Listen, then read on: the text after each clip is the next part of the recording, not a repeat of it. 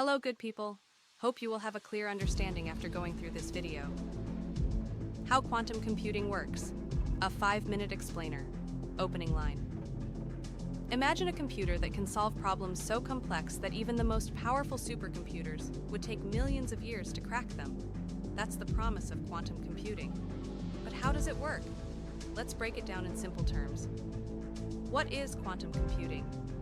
At its core, quantum computing is a revolutionary type of computing that uses the principles of quantum mechanics, the science of the very small. Unlike classical computers, which use bits to represent information as zeros or ones, quantum computers use qubits. Here's the key difference.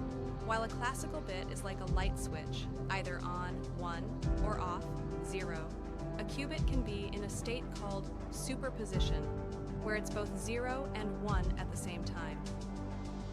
Superposition, thinking in multiple dimensions. Let's use an example.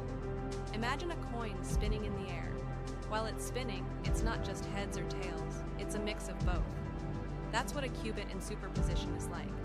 This allows quantum computers to explore multiple possibilities simultaneously, giving them immense power for certain tasks. Entanglement. A team.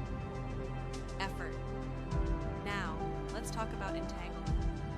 When qubits are entangled, the state of one qubit is directly linked to the state of another, no matter how far apart they are. Think of it like twins finishing each other's sentences.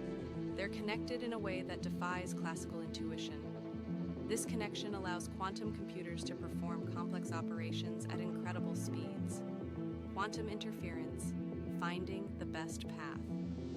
Here's another crucial concept, quantum interference. It's like waves in a pond.